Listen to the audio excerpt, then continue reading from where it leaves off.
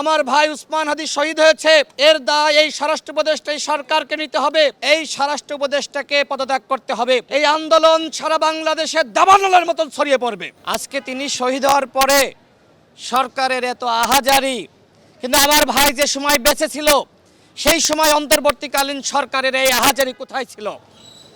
তখন কেন আমার ভাই উসমান হাদির নিরাপত্তা নিশ্চিত করে নাই? আজকে বাংলাদেশে দেখেন, সেই জীবিত উসমান হাদির থেকে শহীদ উসমান হাদি আরও বেশি শক্তিশালী। আজকে তার জানাজায় লাখো কোটি মানুষ যেভাবে জমায়েত হয়েছে এবং সবাই শপথ নিয়েছে বাংলাদেশ থেকে ভারতীয় আধিপত্যবাদের রাজনীতি বিতাড়িত করবে এবং আওয়ামী ফ্যাসিবাদের যে রাজনীতি, গুম খুন ক্রসফায়ার, মানুষ হত্যা করার রাজনীতি, সেই রাজনীতিকে চিরতরে বাংলাদেশ থেকে মানুষ বিতাড়িত করবে। আমি এর আগে অসংখ্যবার বলেছিলাম যে আওয়ামী লীগ গুপ্ত হত্যা করার প্ল্যান নিয়েছে, নির্বাচন যত ঘনিয়ে আসবে আওয়ামী লীগের তাণ্ডব তত বাড়বে।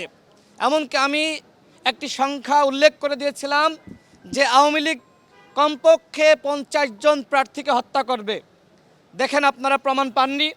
আমরা বিভিন্ন সোর্স থেকে এই ধরনের তথ্য পেয়েছি যে আওয়ামী লীগ নির্বাচন যত ঘনিয়ে আসবে বিভিন্ন স্থাপনায় অগ্নিসংযোগের ঘটনা ঘটাবে, গুম করবে, এইভাবে গুপ্ত হত্যায় লিপ্ত হবে। সরকারের কি আসলেই টনক নড়েছে? আমার ভাই উসমান হাদি শহীদ হয়েছে, সারা বাংলাদেশের মানুষের টনক নড়েছে, কিন্তু সরকারের টনক নড়ে নাই। আমরা দাবি করেছি অনতিবিলম্বে এই স্বরাষ্ট্র উপদেষ্টাকে পদত্যাগ করতে হবে। শাহবাগে মানুষ জমায়েত হয়েছে, ঢাকা বিশ্ববিদ্যালয়ে শিক্ষার্থীরা জমায়েত হয়েছে, সারা বাংলাদেশে মানুষ রাজপথে নেমেছে। এই স্বরাষ্ট্র উপদেষ্টাকে সরিয়ে না দিলে এই আন্দোলন সারা বাংলাদেশে দাবানলের মতন ছড়িয়ে পড়বে। আমরা বলেছি এই স্বরাষ্ট্র উপদেষ্টা ব্যর্থ এবং আমার ভাই উসমান হাদি শহীদ হয়েছে, এর দায় এই স্বরাষ্ট্র উপদেষ্টা এই সরকারকে নিতে হবে। আমরা যারা প্রার্থী রয়েছি, যারা নির্বাচন করতে চাই, যদি আমাদের জীবনের হুমকি থাকে, এইভাবে আমরা যদি মাঠে নেমে গণসংযোগ করতে গিয়ে আমরা যদি শহীদ হই, তখন কি হবে? সরকারের কাছে আমাদের দাবি থাকবে যে আপনারা প্রার্থীদের নিরাপত্তা নিশ্চিত করেন। আজকে যদি প্রার্থীদের নিরাপত্তা নিশ্চিত না করতে পারেন, সেক্ষেত্রে কিভাবে আপনারা অবাধ সুষ্ঠু নিরপেক্ষ নির্বাচন জাতিকে উপহার দেবেন?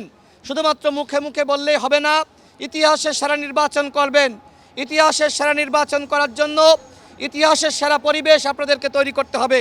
আমি সর্বশেষ বলতে চাই, আমার ভাই উসমান হাদির রক্তের শপথ, এই বাংলাদেশে আধিপত্যবাদ এবং ফ্যাসিবাদের কোনো রাজনীতি আর চলবে না।